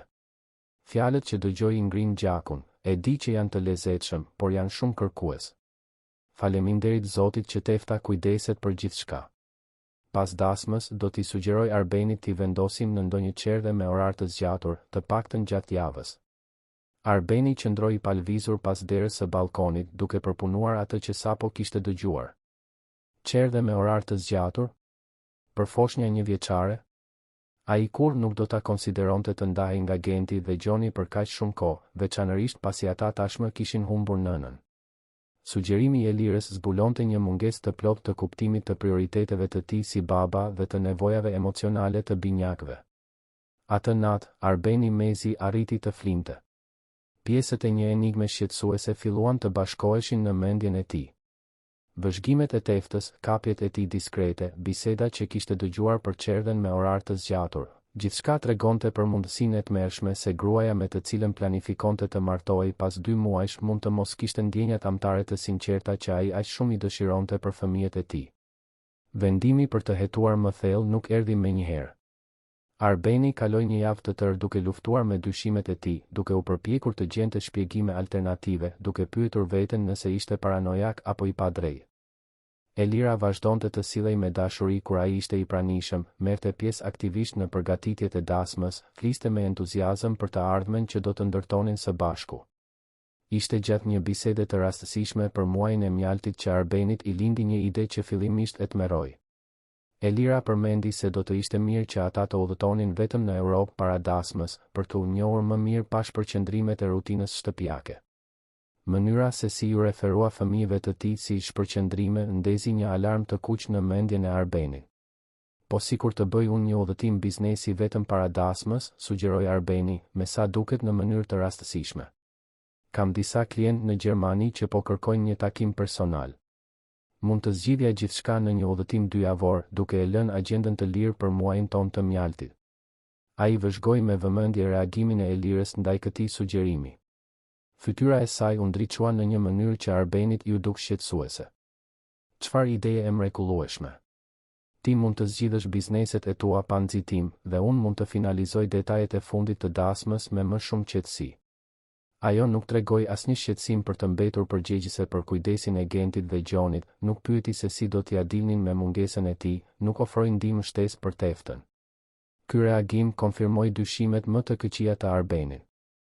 Një grua dhe njëka e ardhshme e dashur duhej të paktën të tregonte një farë shqetësimi për t'u kujdesur vetëm për binjak të vegjël për 2 javë. Duhej të bënte pyetje për rutinat, të tregonte shqetësim se si do ta përballonin fëmijët mungesën e babait. Entuziazmi i menjëhershëm i Elirës me idenë e udhëtimit zbulonte se ajo e shihte mungesën e Arbenit si një mundësi për liri, jo si një përgjegjësi shtesë. Ishte atëherë që Arbeni mori një vendim që do të ndryshonte plotësisht rrjedhën e jetës së tij. Ai duhej të zbulonte se kush ishte Elira në të vërtetë kur besonte se ishte e lirë nga vëzhgimi i tij. Duhej të dinte nëse dyshimet e tij ishin të bazuara apo nëse po tregohej i padrejtë me një grua që e donte sinqerisht dhe donte të ndërtonte një familje me të. Ideja e kamerave të fshehta lindi gjatë një bisede me vëllain e tij më të vogël, Gëzimin, i cili punonte me sigurinë elektronike. Arbeni nuk zbuloi detaje për dyshimet e tij, thjesht tha se do të donte të instalonte një sistem monitorimi në shtëpi për të pasur më shumë siguri, veçanërisht me fëmijët e vegjël. Gëzimi sugjeroi një sistem të sofistikuar dhe diskret, kamera të vogla të instaluara në objekte dekorative, sensor tymi, madje edhe në disa lodra të binjakëve. Imazhet do të transmetoheshin drejt për drejt në një aplikacion në celularin e Arbenit, duke lejuar monitorim në kohë reale nga çdo vend i botës. Sistemi përfshinte gjithashtu regjistrim audio, thelbësor për të kapur biseda. Instalimi u bë një fundjavë kur Elira udhëtoi për në Shkodër për të vizituar prindërit. Arbeni tha se do t'i çonte binjakët të kalonin ditën në shtëpinë e gjyshërve nga babai në Dajt, duke e lënë shtëpinë bosh që Gëzimi të mund të punonte pa u parë. Brenda pak orësh, 5 kamera ishin pozicionuar strategjikisht, një në sallon, një në kuzhinë, një në dhomën e binjakëve, një në zyrë dhe një në dhomën e çiftit. Plani i udhëtimit të REM u përpunua me kujdes të përpikt. Arbeni me të vërtet bëri rezervimet e biletave dhe hotelit në Gjermani, komunikoi udhëtimin të punonjësit e kompanisë, organizoi takime virtuale që mund të justifikonin mungesën e tij. Megjithatë, në vend që të udhëtonte, ai do të fshihej në papafingon e shtëpisë së tij, një hapësirë që ishte kthyer në zyrë dytësore vite më parë, por që rrallëherë përdorej. Papafingoja kishte akses të pavarur nga një shkallë e jashtme në pjesën e pasme të shtëpisë, plotësisht e padukshme nga zona sociale. Arbeni mund të hynte dhe të dilte pa u zbuluar, veçanërisht gjatë natës. Tefta u informua diskretisht për planin, duke u bërë bashkëpunëtorja e tij thelbësore. Ajo do t'i çonte ushqim në Papafingo, do t'i jepte raporte mbi aktivitetet e Elirës dhe më e rëndësishmja, do të siguronte që Genti dhe Gjoni të ishin të mbrojtur nëse ndodhte diçka e rëndë. Zotëri, a jeni I sigurt se doni ta bëni këtë? Pyeti Tefta kur Arbeni I shpjegoi detajet e planit. Nëse dyshimet tuaja janë të sakta, ju do të lëndoheni shumë duke parë të vërtetën. Kishte një trishtim të thellë në sytë e saj, sikur tashmë e dinte se çfarë lloj zbulimesh do të vinin. Tefta, unë duhet ta di. Fëmijët e mi e humbën nënën shumë herët. Unë nuk mund të lejoj që ata të rriten në një shtëpi ku nuk janë të dashur sinqerisht. Arbenit ju drodh zëri nga emocioni. Nëse Elira është ajo që unë mendoj se është, Genti dhe Gjoni meritojnë diçka më të mirë. Nëse unë gaboj, do t'i kërkoj falje asaj për pjesën tjetër të jetës. Përgatitja psikologjike për atë që mund të zbulonte ishte ndoshta pjesa më e vështirë. Arbeni kaloi net pa gjumë duke imagjinuar skenar, nga mundësia që dyshimet e tij të ishin të pabaza deri te hipotezat më të këqija për karakterin e vërtet të Elirës. Ai instaloi aplikacionin e monitorimit në 2 celular të ndryshëm, krijoi sistem rezervë për regjistrimet, u sigurua që do të kishte prova solide nëse do t'i duhej t'i përdorte ligjërisht. Avokati I familjes, avokat Edmund Mima, u konsultua diskretisht për implikimet ligjore të regjistrimit të dikujt në pronë private. Pa hyrë në detaje specifike, Arbeni u informua se si të dokumentonte prova që mund të përdoreshin për të anuluar kontratat paramartesore ose për të kërkuar masa mbrojtëse. Avokat Edmondi, I cili e njihte Arbenin prej vitesh dhe kishte qenë edhe avokati I Valbonës, e kuptoi se diçka serioze po ndodhte, por respektoi privatësinë e klientit të tij. Një javë para datës së caktuar për udhëtimin, Arbeni filloi të tregonte entuziazëm në rritje për idenë. Fliste për takimet që do të kishte, vendet që do të vizitonte, sa mirë do të ishte të zgjidhte çështjet ndërkombëtare para dasmës. Elira reagoi ndaj këtij entuziazmi me një gjallëri që Arbenit ju duk e tepruar. Ajo tashmë planifikonte se si do t'i shfrytëzonte 2 javët, do të finalizonte detajet e fundit të dasmës, do të vizitonte shoqet, ndoshta do të bënte disa blerje të veçanta. A do të marrë malli për djemt? Pyeti Arbeni rastësisht një natë, duke testuar reagimin e saj. 2 javë janë goxha kohë pa I parë. Ai vëzhgoi me vëmendje shprehjen e Elirës ndërsa ajo formulonte përgjigjen. Sigurisht që do të më marrë malli, u përgjigj ajo, por Arbeni vuri re një hezitim të vogël, sikur po llogariste përgjigjen e duhur. Por do të jetë mirë edhe për ata të mësohen me mua pa ty afër. Do të forcoj lidhjen tonë. Përgjigjja tingëlloi e përgatitur, sikur ajo të kishte menduar më parë se çfarë të thoshte nëse do të pyetej për këtë aspekt. Në prag të udhëtimit të supozuar, Arbeni u kujdes të përshëndetej me dashuri me Gentin dhe Gjonin para Elirës. Babi do të udhëtoj për disa ditë, por ju do të qëndroni këtu me mami Elirën dhe Teftën, në rregull? Ai vëzhgoi diskretisht se si ajo reagoi kur u quajt mami. Shpreha e saj ishte e një sikleti të dukshëm, I maskuar shpejt me një buzëqeshje të sforcuar. Tefta e ndihmoi Arbenin të çonte valixhet te makina, duke luajtur në mënyrë perfekte rolin e punonises që përshëndetej me shefin. Kujdesu mirë për djemt, tha Arbeni me zë aq të lartë sa ta dëgjonte Elira nga dera e shtëpisë. Për çdo gjë që të duhet, më telefono. Tefta I bëri shenjë me natyrshmëri, por sytë e saj tregonin shqetësimin që të dy ndjenin për atë që do të zbulonin ditët në vijim. Arbeni shkoi me makinë deri në aeroport, e la makinën në parking sikur me të vërtet do të udhëtonte, dhe mori një taksi për në një hotel afër shtëpisë së tij. Pritoi deri në agim, kur ishte I sigurt se Elira ishte në gjumë, për të hyrë diskretisht në Papafingo nga shkalla e jashtme. U instalua në zyrën e vogël të improvizuar që kishte përgatitur, testoi sistemin e kamerave për herë të fundit dhe u përgatit të zbulonte se kush ishte në të vërtet gruaja me të cilën planifikonte të martohej. Dita e parë e vëzhgimit do të fillonte pas pak orësh, dhe Arbeni e dinte se jeta e tij nuk do të ishte më kurrë e njëjtë pas asaj që ishte gati të zbulonte. Duart I dridheshin lehtë ndërsa verifikonte për herë të fundit nëse sistemi I regjistrimit po funksiononte në mënyrë perfekte. Pas pak orësh, Elira do të zgjohej duke besuar se ishte Elirë nga vëzhgimi I tij për herë të parë pas disa muajsh. Arbeni ishte gati të shihte fytyrën e saj të vërtetë. Zilja e celularit të Arbenit shënonte orën 6 të mëngjesit kur ai u zgjua në zyrën e vogël të Papafingos. Kishte fjetur pak dhe keq, ankthi për atë që do të zbulonte gërryente çdo mundësi për një pushim të qetë. Përmes aplikacionit të kamerave mundi të shihte se Elira ende flinte thellë në dhomën që ndanin, binjakët pushonin në krevatet e tyre dhe Tefta tashmë lëvizte nëpër kuzhinë, duke përgatitur mëngjesin siç bënte çdo mëngjes prej kaq shumë vitesh. Rutina e hershme e mëngjesit u zhvillua në mënyrë të dukshme normale. Tefta përgatiti biberonët e binjakëve, Elira u zgjua dhe piu kafen e saj ndërsa merrej me celularin, Genti dhe Gjoni luajtën në rrethojën e sallonit pasi u ushqyen. Arbeni vëzhgonte çdo lëvizje përmes ekraneve, duke kërkuar shenja të ndryshimeve të sjelljes që Tefta kishte përshkruar. Ndryshimi i parë delikat ndodhi kur Tefta doli për të shtrirë rrobat në obor, duke e lënë Elirën vetëm në sallon me binjakët për rreth 15 minuta. Transformimi ishte i menjëhershëm dhe tronditës.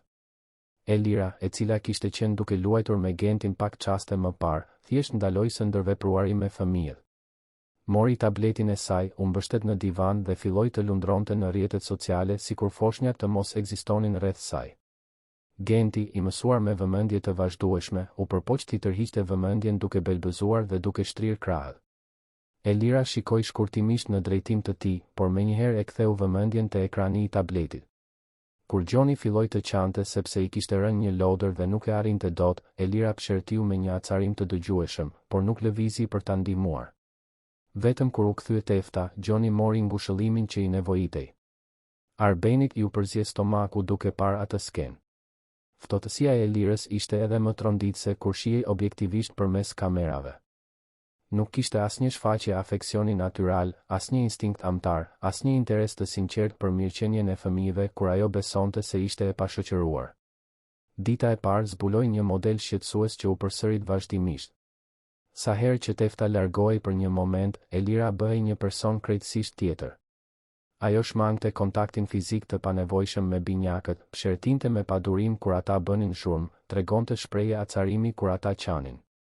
Në një rast, kur Genti derdhi një gotë me ujë në dy sheme, Arbeni dëgjoi Elirën të murmuriste, si arrin dy fëmijë të bëjnë kaq shumë pislëk. Pasditja solli telefonatën e parë zbuluese. Elira priti derisa Tefta doli për të bërë pazar në supermarket, duke i lënë binjakët të flinin, për t'i telefonuar dikujt që ishte qartësisht një majk e ngushtë. Biseda që Arbeni dëgjoi përmes regjistrimeve audio i ngriu gjakun. Hej, Besa, sa mirë që më telefonove. Më në fund jam vetëm, Arbeni udhëtoi sot në mëngjes. Zëri i Elirës mbarte një lehtësim të prekshëm që Arbeni nuk e kishte dëgjuar kur më parë. 2 javë të plota pa pasur nevojë të shtirem, sikur më pëlqen të kujdesem për këto bebe. Ti nuk e ke idenë se sa e lodhshme është të luash rol gjithë kohës. Arbeni duhej ta ndalonte regjistrimin për disa minuta për të përpunuar atë që sapo kishte dëgjuar. Të shtirem sikur më pëlqen të kujdesem. Të luash rol gjithë kohës. Fjalët i bënin jehon në mendje si goditje fizike. Gruaja me të cilën planifikonte të martohej po pranonte hapur se dashuria e saj për fëmijët e tij ishte plotësisht e rreme. Kur arriti të rifillonte dëgjimin, biseda kishte evoluar në detaje edhe më shqetësuese. E di që duket mizore, Besa, por unë vërtet nuk ndjej asgjë të veçantë për ta. Janë fëmijë normal, nuk mund ta mohoj këtë, por nuk zgjojnë tek unë asnjë instinkt amtar. Arbeni është i dashuruar me ta, kështu që unë duhet të shtirem sikur jam edhe unë. Mikesha në anën tjetër të linjës me sa duket bëri ndonjë pyetje për planet e ardhshme, sepse Elira vazhdoi, pas dasmës do të jetë më e lehtë. Do të sugjeroj një dado me kohë të plot, ndoshta edhe një çerdhe. Arbeni do të rezistoj në fillim, por me kalimin e kohës ai do të shohë se është më mirë për të gjithë. Fëmijët e vegjël duhet të shoqërohen, apo jo?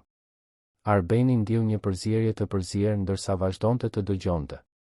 Elira po planifikonte sistematikisht t'i largonte fëmijët e tij nga shtëpia, duke përdorur argumente në dukje racionale për të justifikuar atë që ishte qartësisht një përpjekje për t'u çliruar nga përgjegjësia e rritjes së tyre.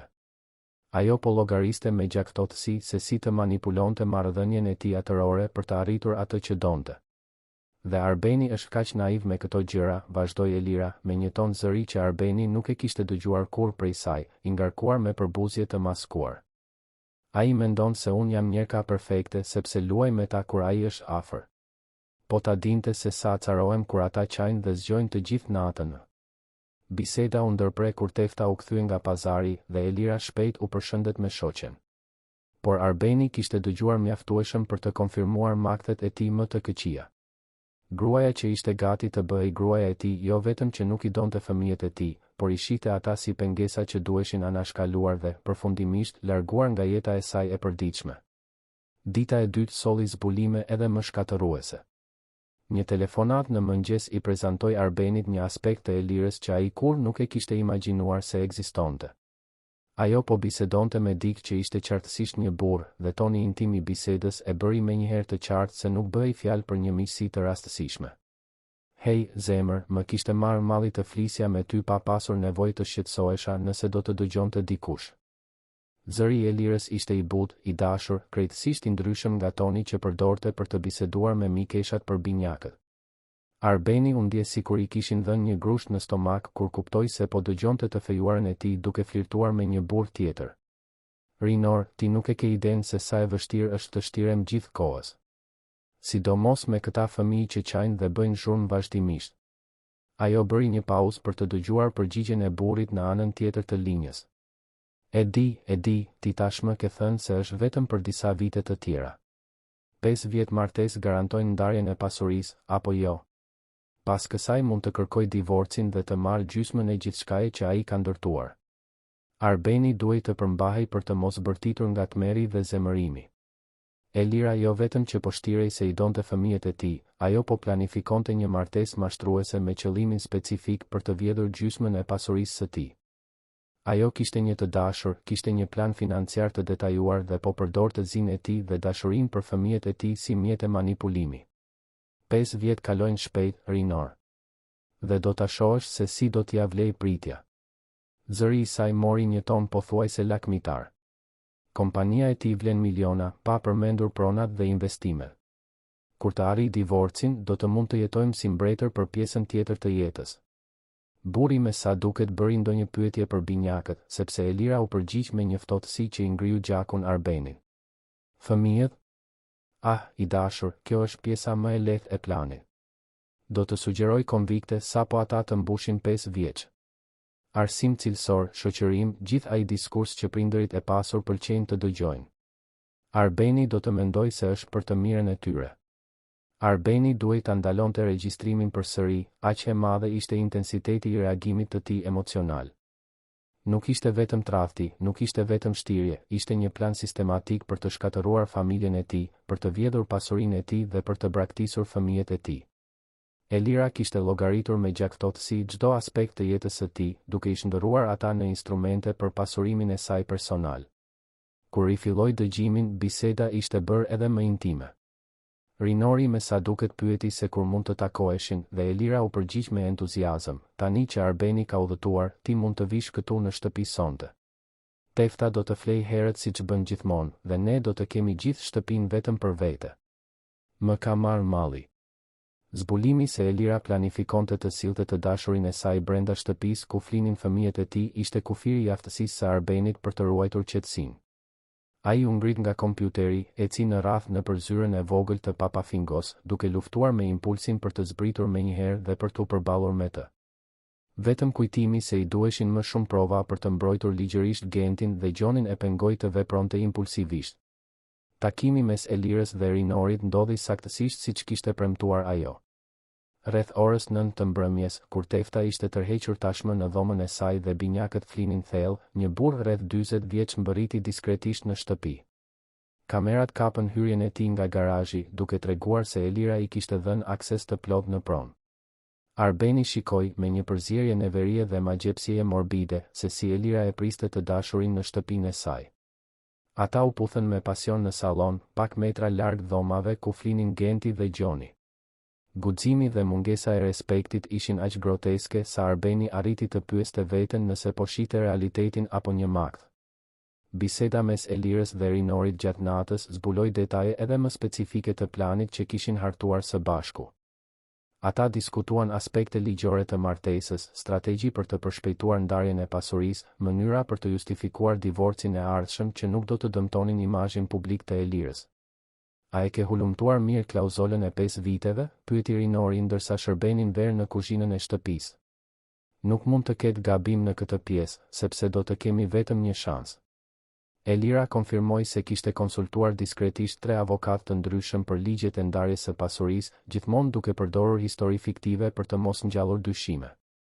Dhe fëmijët do ta lehtësojnë gjithçka, vazhdoi Elira me një cinizëm që Arbenit iu duki neveritshëm. Pasi ata të jenë në konvikte, unë do të pretendoj se Arbeni është bërë një baba i munguar, i fiksuar pas punës. Se martesa jon ufto sepse ai nuk arrin të balancoj familjen dhe karrierën. Gjykatësit e adhurojnë këtë lloj narrative. Arbeni kuptoi se Elira kishte planifikuar jo vetëm të vinte paratë e tij, por edhe të përdorte fëmijët e tij kundër tij në procesin e divorcit. Ajo synonte t'i largonte ata gradualisht prej tij dhe pastaj të pretendonte braktisje atërore si justifikim për një ndarje të favorshme financiarisht. Dita e tretë solli zbulimin më tronditës nga të gjitha. Gjatë një telefonate në mëngjes me një shoqe tjetër, Elira diskutoi detaje se si planifikonte të merrej me teftën pas dasmës. Ajo di shumë për rutinën e shtëpisë dhe është shumë e afërt me fëmijët. Do të më duhet ta pushoj nga puna në muajt e parë. Nuk mund të rrezikoj që ajo të kuptoj se unë nuk jam njerëka e dashur që shtirem se jam. Ftohtësia me të cilën Elira diskutonte shkatërimin e jetës së teftës, një grua që i kishte kushtuar më shumë se një dekadë kujdesit për familjen Meta, i tregoi Arbenit karakterin e vërtet të personit me të cilin pothuajse ishte martuar. Tefta nuk ishte vetëm një punonjëse për Gentin dhe Gjonin, ajo ishte praktikisht një gjyshe, e vetmja figurë amtare e qëndrueshme që nga vdekja e Valbonës. Pushimi i saj nga puna do të ishte mizori e pastër kundër fëmijëve dhe një padrejtësi kundër një personi që kishte treguar vetëm besnikëri dhe dashuri. Gjatë pasdites së ditës së tretë, Arbeni mori një vendim përfundimtar. Kishte prova më se të mjaftueshme për t'u përballur me Elirën dhe për të mbrojtur ligjërisht familjen e tij. Ai i telefonoi diskretisht avokat Edmondit, avokatit të tij, dhe caktoi një takim urgjent për ditën tjetër. Duhej të siguronte që të gjitha provat të organizoheshin në mënyrë ligjërisht të vlefshme para çdo konfrontimi. Takimi me avokat Edmondin u zhvillua në zyrën e tij në qendër të qytetit. Arbeni ndau regjistrimet më relevante, shpjegoi gjithë situatën dhe kërkoi udhëzime për mënyrat më të mira për të mbrojtur fëmijët dhe pasurinë e tij. Avokati, i tronditur nga shtrirja e mashtrimit të planifikuar, konfirmoi se provat ishin të mjaftueshme për të anuluar çdo angazhim ligjor me Elirën dhe për të kërkuar masa mbrojtëse nëse ishte e nevojshme. Arben, këto regjistrime tregojnë paramendim të qartë të mashtrimit martesor, shpjegoi avokat Edmondi ndërsa organizonte provat. Ajo mund të ndiqet penalisht, jo vetëm civilisht. Ti ke të drejtë për një urdhër mbrojtjeje që e pengon atë të afrohet ty dhe fëmijëve. Plani për konfrontimin u përpunua me kujdes.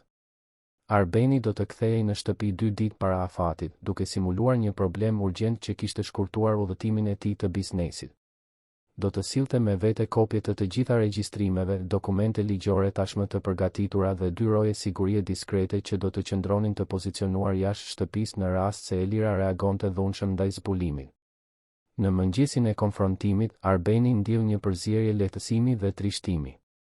Lehtësim që kishte zbuluar të vërtetën para dasmës, trishtim që duhej të përballej me shkatërimin e të gjitha shpresave që kishte investuar në rindërtimin e një familjeje për fëmijët e tij. Ai mori frymë thellë, verifikoi për herë të fundit nëse të gjitha provat ishin të organizuara dhe u drejtua për në shtëpi për atë që do të ishte një nga bisedat më të vështira të jetës së tij. Elira ishte në balkon duke folur në telefon kur mbërriti Arbeni. Nga shpreja e befasisë dhe panikut të lehtë në fytyrën e saj, ai kuptoi se ajo nuk priste ta shite për disa ditë të tjera. Rinor, të marr më vonë. Sapo erdhi Arbeni, tha ajo shpejt para se të mbyllte telefonin. Çfarë surprize e mrekullueshme, Elira u ngrit me një buzëqeshje që Arbeni tani mund ta identifikonte qartë si false. Mendova se do të ktheheshe vetëm të premten. A ndodhi diçka me udhëtimin? Pyetjet e saj shoqëroheshin nga një nervozizëm delikat që ajo përpiqej ta maskonte me entuziazëm të tepruar. Po, ndodhi diçka shumë e rëndësishme gjatë udhëtimit, u përgjigj Arbeni, duke vëzhguar me vëmendje çdo reagim të saj. Në fakt, duhet të flas me ty për disa gjëra që zbulova. A ke disa minuta të flasim vetëm?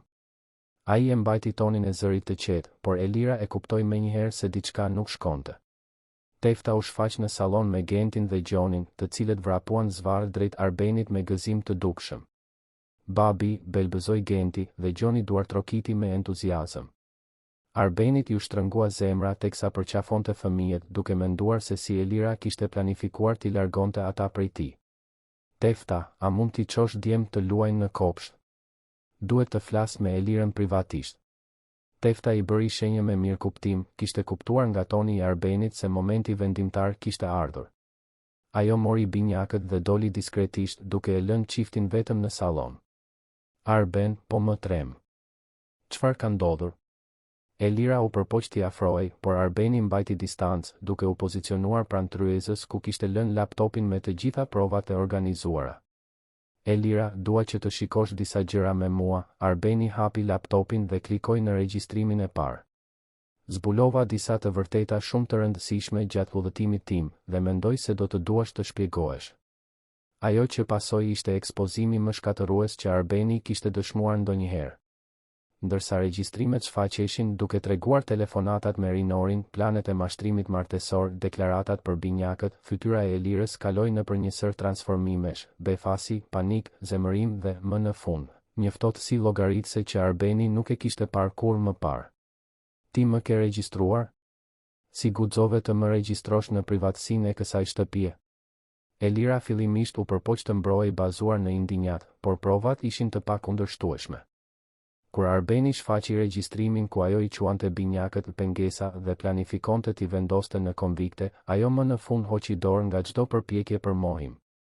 Po sikur ta kem planifikuar gjithë këtë? Po sikur gjithçka të ketë qenë e llogaritur që në fillim? Maska më në fund ra plotësisht duke zbuluar një ftohtësi që e ngriu Arbenin. Ti mendon se unë do të kënaqesha duke qenë dado e 2 fëmijëve jetim nga nëna për pjesën tjetër të jetës? Ti mendon se jeta jote shtëpiake është kaq interesante? Arbeni u ndje sikur po e shihte Elirën për herë të parë. Gruaja elegante dhe e dashur ishte zhdukur, e zëvendësuar nga dikush llogaritës, mizor dhe plotësisht i privuar nga empatia. Si mundet të shtireshe se i doje fëmijët e mi? Si mundet të më bëje të besoja se ishim një familje? Sepse ti doje të besoje, bërtiti Elira duke humbur plotësisht toruan. Ti ishe aq i dëshpëruar për të gjetur një nën për fëmijët e tu sa pranove gruan e parë që e luajti mirë rolin. Nuk është faji im nëse ti ishe tepër naiv për të kuptuar ndryshimin mes dashurisë së vërtetë dhe aktrimit kompetent. Konfrontimi zgjati gati 2 orë, me Arbenin që kërkonte shpjegime që Elira alternonte mes dhënjes me cinizëm dhe refuzimit për t'i dhënë nga përbuzja. Kur ai përmendi se tashmë kishte konsultuar avokatët dhe se ajo duhej të largohej menjëherë nga shtëpia, Elira provoi një kartë të fundit manipulimi emocional që dështoi plotësisht. Arben, ne ende mund ta shpëtojmë këtë. E di që je i lënduar, por mendo për binjakët. Ata kanë nevojë për një nën dhe unë mund të mësoj t'i dua vërtet. Përpjekja e saj për të tingëlluar e prekshme dhe e penduar ishte aq dukshëm false sa Arbeni pothuajse qeshi me guximin e saj. Ti kishe muaj për të mësuar t'i doje, Elira. Ajo që ti mësove ishte të shtireshe për të arritur atë që doje. Arbeni mbylli laptopin dhe u drejtua nga dera. Ke 2 orë për të marrë gjërat e tua nga kjo shtëpi. Pas kësaj do të jesh ligjërisht e ndaluar të më afrohesh mua, fëmijëve të mi apo teftës. Reagimi final i Elirës ishte një shpërthim zemërimi që konfirmoi të gjitha dyshimet e Arbenit për natyrën e saj të vërtetë. Ajo bërtiti, kërcënoi me procese gjyqësore të pabaza, madje arriti të shtynte Arbenin në një shpërthim tërbimi. Ishte atëherë kur rojet e sigurisë, duke dëgjuar britmat nga jashtë, hyn diskretisht në shtëpi për të siguruar që situata të mos përshkallëzohej në dhunë fizike. Duke e parë veten plotësisht të bllokuar, Elira më në fund mblodhi gjërat e saj dhe doli nga shtëpia me një kërcënim të fundit. Ti do të pendohesh që më poshtërove kështu. Do të ta shkatërroj reputacionin, do t'u tregoj të gjithëve se çfarë lloj njeriu je ti në të vërtetë. Arbeni vetëm u bëri shenjë rojeve, të cilët e shoqëruan deri te makina e saj dhe u siguruan që ajo të largohej përfundimisht nga prona. Javët e para pas largimit të Elirës ishin një periudhë pastrimi intensiv emocional për Arbenin. Shtëpia dukej se merrte frymë sërish, sikur një energji e rëndë dhe false të ishte larguar më në fund. Genti dhe Gjoni, edhe pse shumë të vegjël për të kuptuar detajet e asaj që kishte ndodhur, treguan një ndryshim delikat, por të dukshëm në sjelljen e tyre. Ishin më të qeshur, më të qetë, sikur të ndjenin në mënyrë të pavetëdijshme se ambienti familjar ishte bërë më i sinqert dhe i sigurt. Tefta i vëzhgonte këto transformime me lehtësimin e dikujt që kishte mbajtur një peshë të heshtur për muaj të tërë. Dyshimet e saj ishin konfirmuar në mënyrën më të keqe të mundshme, por ajo ndjente një kënaqësi të thellë që kishte gjetur guximin t'i ndante shqetësimet e saj me Arbenin. Zotëri, ju morët vendimin e duhur, tha ajo disa ditë pas zbulimit. Djemt meritojnë të rriten në një shtëpi ku ka vetëm dashuri të vërtetë. Arbeni kaloi disa net pa gjumë, duke përpunuar jo vetëm tradhtinë e Elirës, por edhe duke reflektuar mbi zgjedhjet e tij dhe mbi të ardhmen që donte të ndërtonte për Gentin dhe Gjonin. Dhimbja e zhgënjimit ishte intensive, por gradualisht po zëvendësoi nga një ndjenjë mbrojtjeje e ri për të rirë dhe një qartësi mbi atë që vërtet kishte rëndësi, fëmijët e tij dhe njerëzit që i donin sinqerisht. Ishte gjatë një prej këtyre netëve reflektimi që Arbeni mori një vendim që do të ndryshonte rrënjësisht dinamikën e familjes së tij. Të nesërmen në mëngjes, e thiri Teftën për një bisedë formale në sallon. Ajo erdhi dukshëm e shqetësuar, duke pasur frikë se ndoshta Arbeni do të vendoste të bënte ndryshime drastike në rutinën e shtëpisë pas gjithë traumës së jetuar. Tefta, duhet të flas me ty për të ardhmen e familjes son, filloi Arbeni, duke vëzhguar se si ajo ul në cep të karriges, qartësisht e tensionuar. Gjatë gjithë këtyre muajve, duke vëzhguar se si kujdesesh për djemt, si ata të besojnë unë kuptova diçka shumë të rëndësishme. Ai bëri një pauzë, duke zgjedhur me kujdes fjalët. Çfarë doni të thoni, zotëri? Pyeti Tefta, duart e saj lëviznin nervozisht në përparse, siç bënte gjithmonë kur ishte e ankthshme. Dua të them se ti nuk je thjesht një punonjëse e kësaj shtëpie. Ti je familje. Ti je gjyshja që Genti dhe Gjoni nuk e patën kurrë, ti je personi që i do pa kushte që kur kanë lindur. Arbeni u përkul përpara, duke e shikuar drejt për drejt në sy Teftën. Dhe unë do të doja ta zyrtarizoja këtë. Tefta rudhi ballin, duke mos e kuptuar plotësisht se ku donte të dilte Arbeni. Ta zyrtarizoj si, zotëri? Dua që ti të bëhesh ligjërisht gjyshja adoptive e djemve. Dua të ndryshoj statusin tënd nga punonjëse në anëtare zyrtare të familjes. Dua që të kesh të drejta ligjore mbi ta, të konsultohesh për të gjitha vendimet e rëndësishme të jetës së tyre, të kesh sigurinë financiare të garantuar për gjithmonë. Arbeni buzëqeshi kur pa shprehjen e shokut të formohej gradualisht në fytyrën e Teftës. Zotëri, unë nuk di çfarë të them. Lotët filluan t'i formoheshin në sytë e Teftës. A jeni i sigurt për këtë? Është një përgjegjësi shumë e madhe. Tefta, ti tashmë e ushtron këtë përgjegjësi prej vitesh. Unë vetëm po e njoh zyrtarisht atë që tashmë ekziston në fakt, Arbeni u ngrit dhe i zgjati duart asaj. Genti dhe Gjoni e humbën nënën shumë herët. Unë nuk dua që ata të rriten pa një figurë amtare të vërtetë. Dhe kjo figurë e tij gjithmonë ke qenë ti. Biseda që pasoi ishte një nga më të ngarkuarat emocionalisht që Arbeni kishte pasur ndonjëherë. Tefta qau, pyeti nëse ishte e përgatitur për një përgjegjësi kaq të madhe, nëse Arbeni me të vërtetë kishte të drejtë për vendimin e tij. Ai, nga ana tjetër, shpjegoi se kishte vëzhguar dashurinë e saj për binjakët gjatë gjithë këtyre muajve të vështirë, se kishte parë se si ajo i mbronte, si i parashikonte nevojat e tyre, si prania e saj i qetësonte kur asgjë tjetër nuk funksiononte. Unë do të kujdesem për të gjithë procesin ligjor, shpjegoi Arbeni. Ti do të kesh një pagë të denjë për pozicionin tënd të ri, një pension të garantuar, të drejta mbi këtë shtëpi. Por më e rëndësishmja nga të gjitha, ti do të kesh njohjen zyrtare se je gjyshja Tefta që Genti dhe Gjoni do ta quajnë familje për pjesën tjetër të jetës së tyre. Transformimi që ky vendim solli në dinamikën familjare ishte i menjëhershëm dhe i thellë.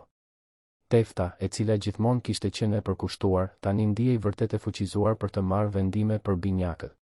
Arbeni e konsultonte për gjithçka, zgjedhjen e pediatrit, aktivitetet e zhvillimit, vendimet për ushqimin, oraret e gjumit. Ajo pushoi se qeni një punonjëse që ndihmonte me fëmijët për t'u bërë një bashkëpërgjegjëse për rritjen e tyre. Genti dhe Gjoni ju përgjigjen këtij ndryshimi në mënyrë instinktive. Edhe pse ishin shumë të vegjël për të kuptuar detajet ligjore, ata ndjenin energjinë e ndryshme në shtëpi. Tefta ishte më e relaksuar, më e vendosur në kujdesin e saj, më e pranishme emocionalisht. Arbeni ishte më i lehtë, më pak i mbingarkuar nga ndjenja se po i rriste fëmijët plotësisht i vetëm. Muajt që pasuan ishin të rritjes dhe zbulimit. Binjakët filluan të hidhnin hapat e parë, fillimisht Gjoni dhe pastaj Genti, disa ditë më vonë. Fjalët e tyre të para ishin babi dhe nona, të drejtuara përkatësisht për Arbenin dhe Teftën. Mungesa e një figure amtare që nuk I donte sinqerisht nuk la boshllëqe në zhvillimin e tyre emocional, sepse dashuria e Teftës e mbushte këtë hapësirë në mënyrë të plotë dhe të natyrshme. Arbeni ristrukturoi plotësisht rutinën e tij profesionale për të qenë më I pranishëm në jetën e fëmijëve. Zbatoi punën nga shtëpia 3 ditë në javë, delegoi më shumë përgjegjësi te ortakët e tij, I dha përparësi takimeve në orare që I lejonin të ishte në shtëpi gjatë momenteve të rëndësishme të ditës së fëmijëve. Kompania vazhdoi të lulëzonte, por tani brenda një filozofie të re të ekuilibrit mes punës dhe familjes që Arbeni e përqafoi plotësisht. Ishte gjatë kësaj faze rindërtimi që Elira provoi hakmarrjet e saj të para. Siç kishte premtuar ditën kur u dëbua, ajo filloi një fushat shpifjesh në qarqet shoqërore që frekuentonin së bashku. Përhapi versione të shtrembëruara të fakteve, u përpoq të paraqitej si viktimë e një burri kontrollues dhe paranojak, madje arriti të insinuonte se Arbeni kishte përdorur metoda të palishme për ta regjistruar. Megjithatë, përpjekjet e Elirës për të shkatëruar reputacionin e Arbenit dështuan shpejt. Avokat Edmondi kishte udhëzuar një strategji ligjore parandaluese, duke ndarë diskretisht me njerëz kyç të mjedisit të biznesit dhe shoqëror provat e vërteta për karakterin e Elirës. Kur historitë e saj të shtrembëruara filluan të qarkullonin, faktet reale ishin tashmë të mirë vendosura mes njerëzve që kishin rëndësi. Përveç kësaj, Elira bëri gabimin të përpiqej të angazhonte avokat për të paditur Arbenin për dëme morale dhe shpifje. Kur profesionistët ligjor analizuan provat që ajo paraqiste kundrejt regjistrimeve që Arbeni zotëronte, të gjithë refuzuan ta merrnin çështjen. Ishte e pamundur të mbrojë dikush planet mashtruese të cilit ishin kaq mirë të dokumentuara. Situata e Elirës u përkeqësua kur Arbeni zbuloi, përmes hetuesit të tij privat, se ajo kishte tentuar të aplikonte të njëjtin mashtrim te një tjetër biznesmen I ve. Duke ndjekur etikën e tij personale dhe ndjenjen e përgjegjësisë shoqërore, Arbeni vendosi të paralajmëronte diskretisht objektivin e ri për karakterin e vërtet të gruas që po e joshte. Ndërhyrja u bë përmes avokat Edmondit, I cili dërgoi në mënyrë anonime disa nga regjistrimet më zbuluese të avokati I biznesmenit në fjalë. Burri, një industrialist nga Durrësi që kishte humbur gruan rreth një vit më parë dhe gjithashtu kishte fëmijë të vegjël, mbeti I shokuar kur zbuloi se po manipulohej saktësisht siç ishte manipuluar Arbeni. Dasma e Elirës me objektivin e ri u anulua një javë para ceremonisë dhe ajo e gjeti veten plotësisht të ekspozuar në qarqet shoqërore të dy qyteteve të rëndësishme. Reputacioni I saj si ngushëlluesja e të vejve u zëvendësua nga imazhi real I mashtrueses martesore dhe mundësitë e saj për të përsëritur skemën u eliminuan praktikisht. Gjatë kësaj periudhe, Arbeni mori një telefonat të papritur që e befasoi thellësisht. Rinori, I dashuri I Elirës, e kontaktoi duke kërkuar një bisedë private. Fillimisht I druajtur për qëllimet e burrit, Arbeni pranoi ta takonte në një kafene publike, I shoqëruar diskretisht nga siguria. Zoti Meta, e di që nuk keni arsye të më besoni, por duhet t'ju paralajmëroj për diçka të rëndësishme, filloi Rinori, duke treguar një nervozizëm të dukshëm. Elira nuk e ka kaluar atë që ndodhi. Ajo është e fiksuar për t'u hakmarrë ndaj jush dhe po heton jetën tuaj duke kërkuar ndonjë mënyrë për t'ju sulmuar. Arbeni dëgjoi me vëmendje ndërsa Rinori shpjegonte se kishte vendosur t'i jepte fund marrëdhënies së tij me Elirën pasi zbuloi shtrirjen e aftësisë së saj për manipulim dhe gënjeshtra. Kur pash regjistrimet që kishit ju, kuptova se edhe unë po përdoresha prej saj. Ajo më gënjeu për shumë gjëra, përfshirë edhe ndjenjat e saj të vërteta. Çfarë lloj hetimi po bën ajo? Pyeti Arbeni, duke mbajtur një ton të kontrolluar pavarësisht shqetësimit që ndjente. Ajo ka angazhuar një detektiv privat për të kërkuar diçka që mund ta përdor kundër jush. Çdo biznes I dyshimt, çdo ish e dashur që mund të ketë histori komprometuese, çdo aspekt I jetës suaj që mund të përdoret për shantazh ose shpifje. Rinori bëri një pauzë, qartësisht në siklet me atë që po zbulonte. Pse po mi thua këto? Pyeti Arbeni, duke studiuar fytyrën e burrit përballë tij. Sepse kur pash se si fliste për fëmijët tuaj, se si planifikonte t'i largonte nga babai I tyre, kuptova se çfarë lloj personi është ajo në të vërtetë. Rinori uli syt, duke treguar turp të sinqertë. Unë kam një djalë gjithashtu. Nuk arrita më të flija I qetë duke ditur se po ndihmoja dik të aftë për t'ua bërë këtë fëmijëve të pafajshëm. Arbeni e falenderoi për informacionin dhe menjëherë ia kaloi gjithçka avokat Edmondit, i cili udhëzoi masa ligjore parandaluese shtesë. U kërkua një urdhër mbrojtjeje më specifik, duke i ndaluar Elirës jo vetëm të afrohej fizikisht pranë familjes, por edhe t'i hetonte ose t'i ngacmonte në mënyrë indirekte. Përveç kësaj, Arbeni angazhoi siguri shtesë për shtëpinë dhe dyfishoi kujdesin për privatësinë e Gentit dhe Gjonin. Përpjekja e Elirës për të gjetur material komprometues kundër Arbenit u frustrua plotësisht. Jeta e tij personale dhe profesionale gjithmonë ishte udhëhequr nga etika dhe transparenca, duke mos ofruar asnjë anë të cenueshme për sulme. Pas muajsh hetimi të pafrytshëm dhe shpenzimesh të konsiderueshme me detektiv dhe avokat, ajo më në fund hoqi dorë nga përpjekjet e saj për hakmarrje. Ditëlindja e parë e Gentit dhe Gjonit pa praninë e Elirës ishte një festë vërtet e gëzueshme. Arbeni organizoi një festë intime në shtëpi, vetëm me familjarë të afërt dhe disa miq të veçantë. Tefta përgatiti një tortë të veçantë, dekoroi shtëpinë me tema që e dinte se binjakët i adhuronin dhe e përjetoi festën me dashurinë dhe përkushtimin e një gjysheje krenare. Duke parë Gentin dhe Gjonin të luanin me kushërinjtë e tyre, të qeshnin me shakarat e xhaxha gëzimit, të përkëdheleshin nga gjyshërit nga babai, Arbeni ndjeu një paqe të thellë që nuk e kishte përjetuar prej shumë kohësh. Ajo ishte një familje e vërtet, e ndërtuar mbi dashuri të vërtet, jo mbi leverdi apo interesa financiare. Gjatë festës, Arbeni vëzhgoi se si Tefta ndërvepronte natyrshëm me të gjithë të ftuarit, duke u prezantuar dhe njohur si gjyshja e binjakëve. Nuk kishte më siklet apo shpjegime të komplikuara për rolin e saj në familje. Ajo ishte, thjesht, nona Tefta, personi që Genti dhe Gjoni e kërkonin kur kishin nevojë për përkëdhelje, ajo që njihte të gjitha preferencat e tyre, ajo që u këndonte para gjumit. Muajt që pasuan sollën piketa të rëndësishme në zhvillimin e binjakëve. Fjalitë e tyre të para të plota, prapësitë e tyre të para të koordinuara, personalitetet e tyre të dallueshme që përcaktoheshin gjithnjë e më qartë. Genti tregoi më ekstrovert dhe aventurier, Gjoni më vëzhgues dhe i dashur. Të dy zhvilluan një lidhje të veçantë me Teftën, e cila vazhdimisht tregonte se i njihte më mirë se çdo person tjetër përveç vet Arbenit. Rutina familjare që u vendos ishte e thjeshtë por thellësisht e kënaqshme. Mëngjes në familje, lojra në kopsht, histori para gjumit, shëtitje në fundjavë. Tefta ishte bërë më shumë se një bashkëpërgjegjëse për fëmijët, ishte një partnere e Arbenit në rritjen e fëmijëve, duke ofruar mendime të vlefshme, duke ndarë shqetësime, duke festuar arritje. Arbeni filloi të kuptonte se familja që kishte ndërtuar me Teftën dhe binjakët ishte, në shumë aspekte, më e fortë dhe më e sinqertë se ajo që ishte përpjekur të formonte me Elirën. Nuk kishte pretendime, nuk kishte role të sforcuara, nuk kishte interesa të fshehura. Ishte një familje e bazuar në dashuri të pastër, kujdes të ndërsjellë dhe angazhim të vërtet për mirëqenien e njëri tjetrit.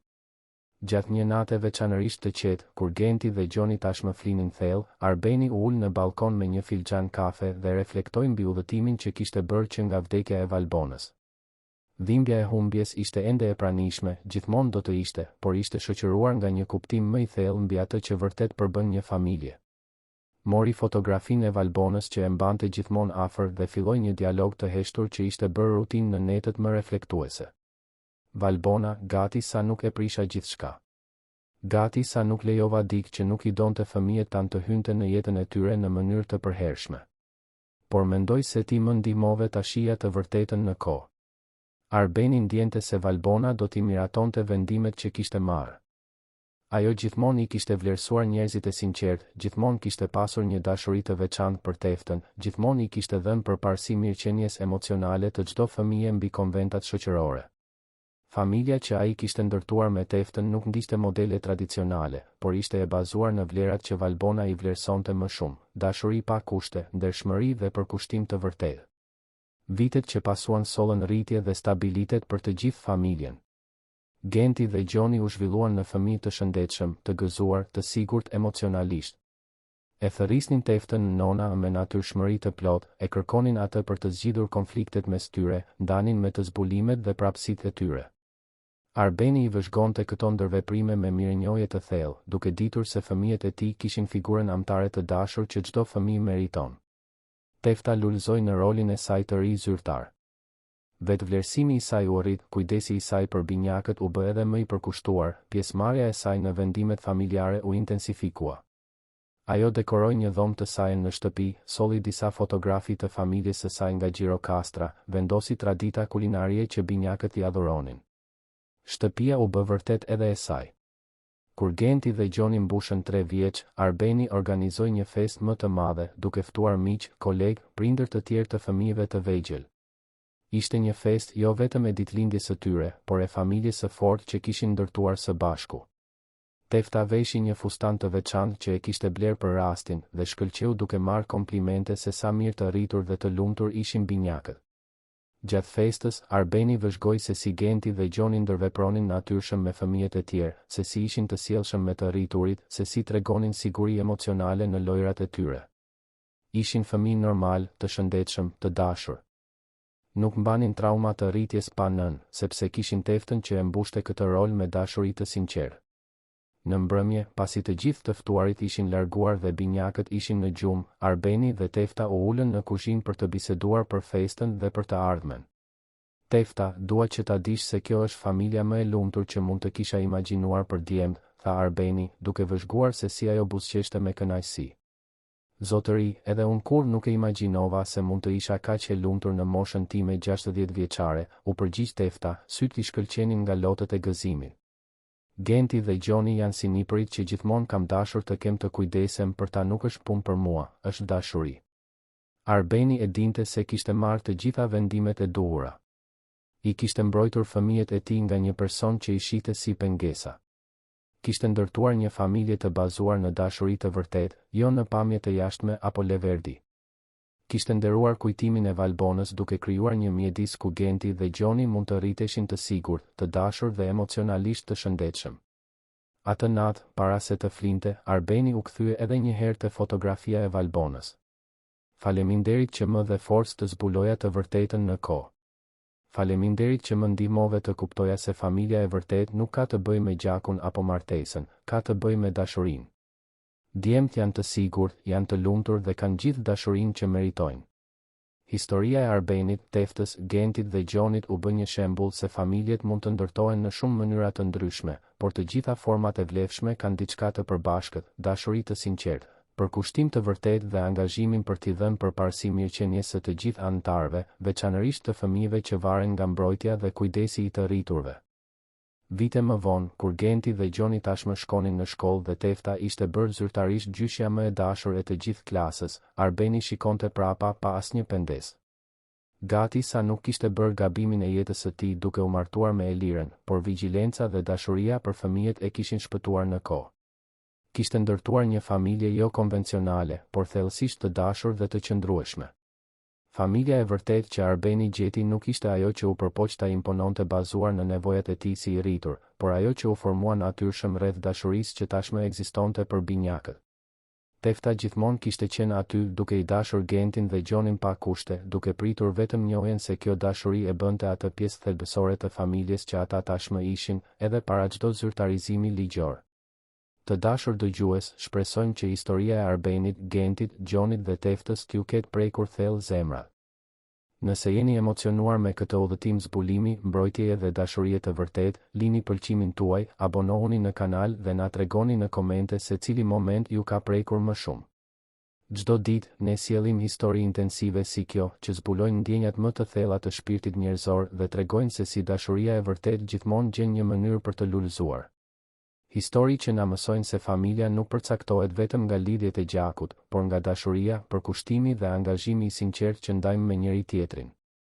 Ju presim në episodin e ardhshëm, ku një emocion i ri pret të zbulohet.